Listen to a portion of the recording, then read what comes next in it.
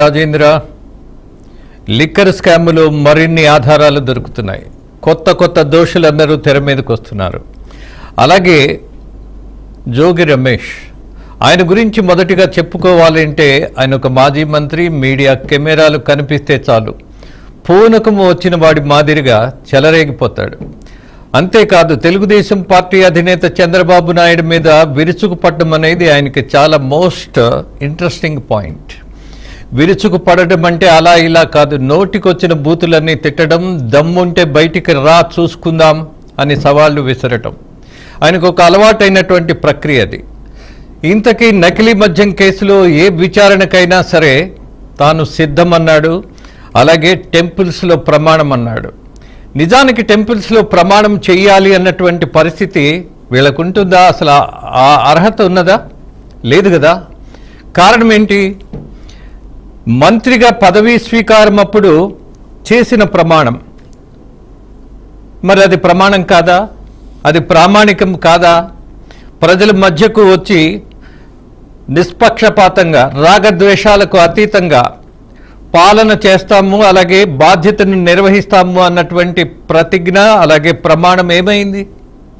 అలాగే దేవుడి ముందు ఎంత అబద్ధమైనా ఆడతారు అన్నది అందరికీ తెలిసిన విషయమే, కొత్త ఏం కాదు. ఏ విచారణకైనా సిద్ధమన్నారు. చివరకు సిట్ అధికారులు అరెస్టు చేసి కోర్టుకు తరలించగానే బావురుమంటూ కన్నీటి పర్యంతమయ్యాడు. ఆయన ఎవరో కాదు, వైసీపీ నేత, మాజీ మంత్రి జోగి రమేష్. తంబళ్లపల్లిలో బయటపడిన నకిలీ మద్యం కేసు, ఎన్టీఆర్ జిల్లా ఇబ్రహీంపట్నంలో దొరికిన భారీ డంపుతో కేసు కీలక మలుపు తీసుకుంది. అప్పటి వరకు నారావారి సారా అంటూ బీరాలు తీసినటువంటి జోగి A1 ముద్దాయి అద్దేపల్లి స్టేట్మెంట్తో ఒక్కసారిగా ఉలిక్కిపడ్డాడు. నారావారి ఏమో కానీ నాకు మాత్రం ఏమీ తెలియదంటూ చెప్పుకొచ్చాడు. ఒక దశలో విజయవాడ ఇంద్రకీలాద్రిపైకి వెళ్లి దుర్గమ్మ గుడి పరిసరాలలో సత్య ప్రమాణంతో కొత్త నాటకానికి తెరదీసినటువంటి జోగి రమేష్ అండ్ హిజ్ గ్యాంగ్.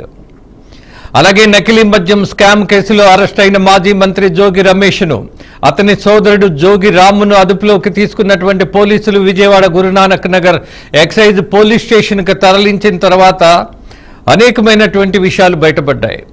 12 గంటల పాటు సిట్ అధికారులు జోగి రమేష్ను ప్రశ్నించినప్పుడు వచ్చినటువంటి వాస్తవాలు మరింత బలోపేతం చేశాయి అధికారులకు. అలాగే జోగి రమేష్ను, అతని సోదరుడు జోగి రామును విడివిడిగా ప్రశ్నించారు.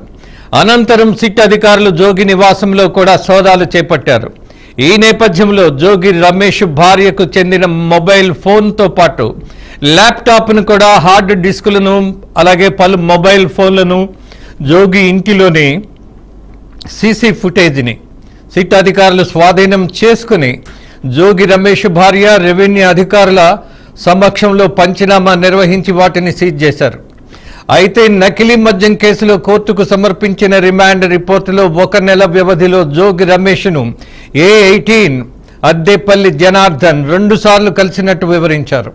ఒకసారి 3 లక్షల రూపాయలు, రెండోసారి 5 లక్షల రూపాయలు జోగికి అద్దేపల్లి అందజేసినట్టుగా సిట్ అధికారులు తెలిపారు. A18గా జోగి రమేష్, A19గా జోగి రాము ఉన్నారు. ఇప్పుడు ఆదివారం రాత్రి 10 గంటల వరకు జోగి సోదరులను విచారించిన పోలీసులు తర్వాత అక్కడి నుంచి ప్రభుత్వ ఆసుపత్రికి తరలించడం జరిగింది. ఆసుపత్రికి తరలించే క్రమంలో జోగి వర్గీయులకు, పోలీసులకు తోపులాట జరిగింది. చాలా విచిత్రం కదా. ఏదో దేశభక్తుడిని అరెస్టు చేస్తుంటే, అక్రమంగా నిర్బంధిస్తుంటే తిరగబడినటువంటి ఆయన అనుచరులు అన్నటువంటి పరిస్థితి అక్కడ ఏమైనా ఉందా? లేదే. జోగి రమేష్ని ఎందుకు అరెస్ట్ చేశారు?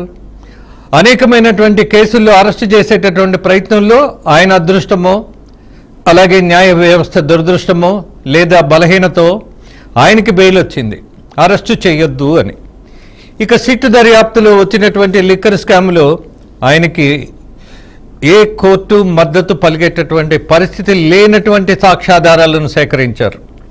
అందుకే ఇవాళ ఉన్నటువంటి పరిస్థితుల్లో జోగి రమేష్ చేతులు ముడుచుకొని, చేతులెత్తి నమస్కరించి 4 గోడల మధ్య బతిమిలాడుకుంటున్నటువంటి బలహీనమైనటువంటి పరిస్థితిలో పడిపోయారు. జనరల్గా పబ్లిక్లో ఎలా పడితే అలా మాట్లాడేటటువంటి రాజకీయ నాయకుల ధోరణి ఇంతే ఉంటుంది. బయట పులిలా మాట్లాడతారు, లోపలికి వెళ్ళి కాగితపు పులిలా మారిపోతారు. బయట సింహంలా గండ్రిస్తారు, లోపలికి వెళ్ళిన తర్వాత గ్రామ సింహానికంటే కూడా సరెండర్ అయిపోతారు. సో పరిస్థితి మనం గమనిస్తున్నప్పుడు ఇవాళ అప్డేట్స్లో మరింత సమాచారం మన ముందుకు వచ్చింది.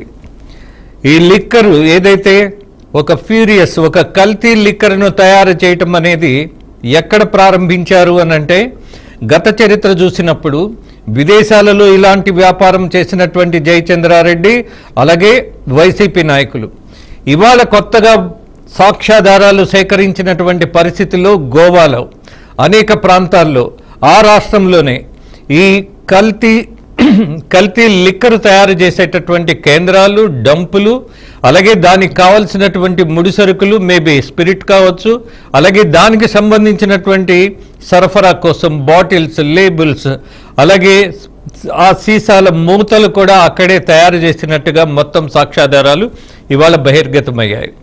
సో దీని మీద మరిన్ని అప్డేట్స్ తీసుకోవడానికి ఏపీ బ్యూరో చీఫ్ నా కొలీగ్ ఈశ్వర్ ఉన్నారు. ఈశ్వర్ సార్, ఏపీలో ఉన్నటువంటి ఏదైతే నకిలీ మద్యం కేసుకు సంబంధించి కీలక పరిణామం చోటు చేసుకుంటారు. మన దగ్గర ఉన్నటువంటి సమాచారం ప్రకారం అయితే ఇప్పటివరకు కూడా అన్నమయ్య జిల్లా కేంద్రంగా బయటపడ్డ ఈ నకిలీ మద్యానికి సంబంధించినటువంటి కేసు ఇప్పుడు అన్నమయ్య జిల్లాలో తీగ కదిలితే డొంక ఇప్పుడు గోవాలో కదిలినట్టుగా తెలుస్తుంది. ఇప్పుడు ఇక్కడి నుంచి గోవా వరకు కూడా వీళ్ళు మద్యానికి సంబంధించినటువంటి లింకులు మొత్తం కూడా ఒక్కొక్కటి బయటపడుతున్నాయి.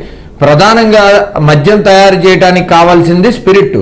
ఆ స్పిరిట్ను గోవా నుంచి వీళ్ళు తీసుకొచ్చినట్టు మనకు తెలుస్తుంది. గోవాలో కూడా ఒక డంప్ ఏర్పాటు చేసుకున్నారు, ఒక డెన్ ఏర్పాటు చేసుకున్నారు.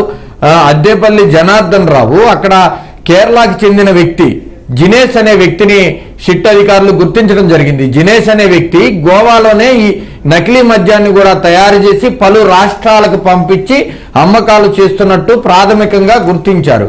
ఈ జినేష్ ఎవరయ్యా అంటే కేరళకి సంబంధించినటువంటి వ్యక్తిగా గుర్తించారు.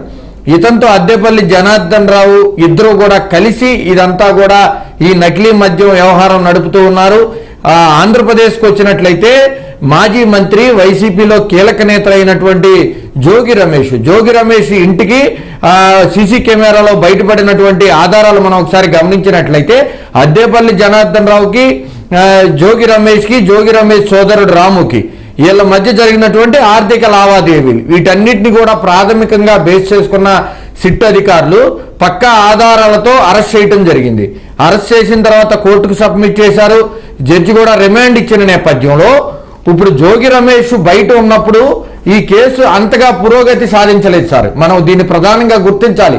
ఎప్పుడైతే జోగి రమేష్ తో పాటు అతని ప్రధాన అనుచరులతో పాటు అతని సోదరుడు జోగి రామును కూడా అరెస్ట్ చేసిన తర్వాత సిట్ అధికారులు లోతైన దర్యాప్తు కూడా చేస్తున్నారు. అక్కడ ఉన్నటువంటి వ్యక్తులను కావచ్చు, మిగతా వ్యక్తులను కావచ్చు, Jogi Ramesh and team and gang ఎంత భయంకరంగా బెదిరింపులకు పాల్పడ్డారంటే ఈ కేసు వెనకాల ఉన్న వాళ్ళందరినీ కూడా బయటికి రాకుండా చూసే విధంగా అనేక ప్రణాళికలు కూడా జోగి రమేష్ సృష్టించాడన్న సమాచారం బీఆర్కే న్యూస్ కు రావడం జరిగింది సార్. ఎందుకంటే అతను అరెస్ట్ అయిన తర్వాత ఇప్పుడు గోవాలో ఉన్నటువంటి లింకులు మొత్తం ఒక్కొక్కటిగా బయటపడుతున్నాయి సార్. ఇంకా చాలా మంది దీంట్లో ఉన్నారు. దాదాపు నలుగురిని ఇప్పుడు సిట్ అధికారులు ప్రాథమికంగా మరొకసారి గుర్తించడం జరిగింది. వాళ్ళకి సంబంధించిన లింకులన్నీ కూడా బయటకు తీస్తున్నారు. అసలు గోవాలో ఉన్నటువంటి స్పిరిట్ ని ఏ విధంగా ఆంధ్రప్రదేశ్ కు తీసుకొచ్చారు, ఎక్కడెక్కడ డెన్నులు పెట్టారు, అన్నమయ్య జిల్లాతో ఒకటే కాకుండా మిగతా ప్రాంతాల్లో కూడా ఈ డెన్నులు ఏర్పాటు చేయడం జరిగింది.